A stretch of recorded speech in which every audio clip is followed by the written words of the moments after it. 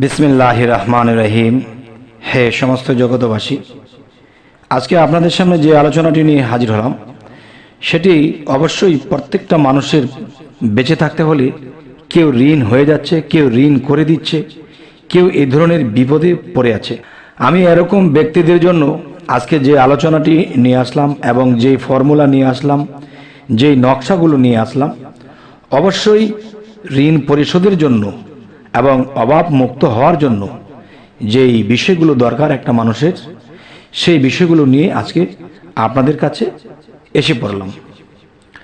আচ্ছা, তো অবশ্যই আপনারা এই জিনিসগুলো খেয়াল করবেন এবং আপনারা বুঝে শুনে চলবেন এবং এই নিয়মগুলো পালন করলে ঋণ মুক্ত হবেন এবং অভাব মুক্ত হবেন। সচ্ছলভাবে যদি মানুষের পৃথিবীতে চলতে পারে তাহলে আল্লাহর ইবাদতটুকু করতে পারে। আর অতিরিক্ত অভাব থাকলে স্বভাব তো নষ্ট হয়, আল্লাহর পথ থেকেও আমাদের দূরে থাকতে হয়। তাই বলবো কি, হে সমস্ত জগতবাসী, অবশ্যই আমাদের এই চ্যানেলটির দিকে অবশ্যই লক্ষ্য রাখবেন এবং সাবস্ক্রাইব করে রাখবেন, পরবর্তীতে যেন আরও ভালো ভালো বিষয় আপনাদের সামনে উপস্থিত করে দিতে পারি। তবে অবশ্যই নিয়মগুলো আমি বলে দেব। সেই বিষয়গুলো হলো, দেখুন, যে ঋণ আদায় ও উদ্দেশ্য হাসিলের তদবির।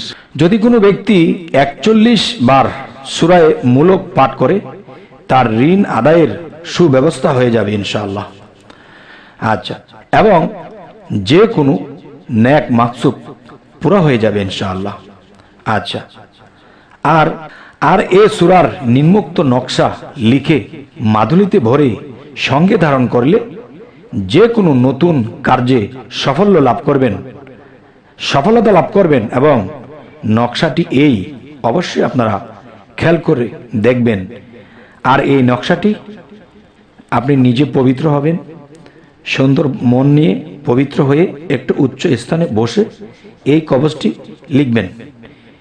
আচ্ছা, লিখে তখন এই কবজটি অবশ্যই আপনার গলায়, আর না হয়তো পুরুষ হলে ডান হাতে, আর মেয়ে মানুষ হলে বাম হাতে, আর না হয়তো গলায়। এটি যখন আপনি ব্যবহার করবেন ইনশাআল্লাহ আল্লাহর রহমত আপনার ঋণ পরিশোধ হয়ে যাবে।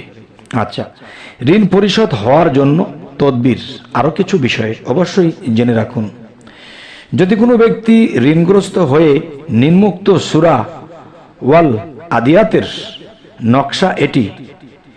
নকশা এটি করে সকালবেলা লিখে 7 দিন পর্যন্ত আটার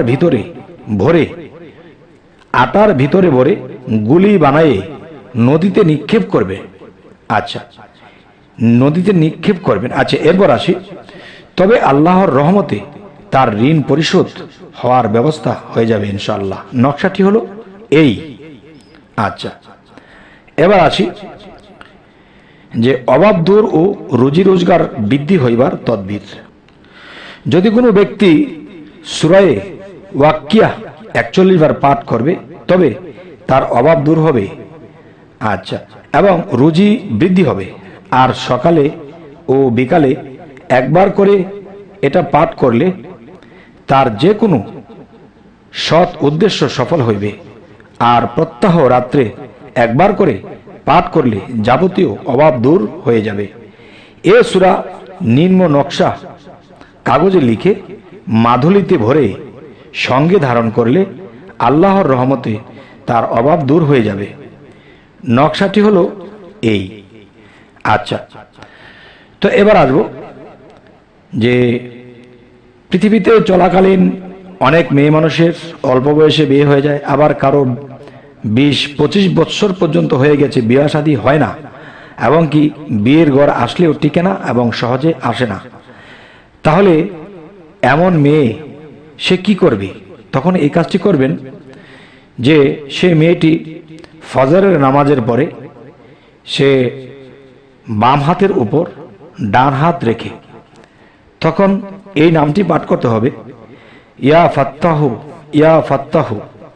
এই নামটি যদি পাঠ করতে থাকে এবং নিয়মিত করতে থাকে, খুব তাড়াতাড়ি সুফল ফলবে এবং বিয়ে শাদী হয়ে যাবে। তবে আরো একটি কথা হলো কি, যে বিয়ে শাদী যদি হয়ে যায় তাহলে কি হবে? আপনারা গরিব মিসকিনদেরকে মাথায় হাত বুলিয়ে খাইয়ে দেবেন এবং দোয়া চেয়ে নেবেন। তবে আমাদের চ্যানেলটি অবশ্যই সাবস্ক্রাইব করে রাখবেন, পরবর্তীতে যেন আরও ভালো আলোচনা এনে দিতে পারি। সকলে ভালো থাকবেন। আল্লাহ হাফিজ।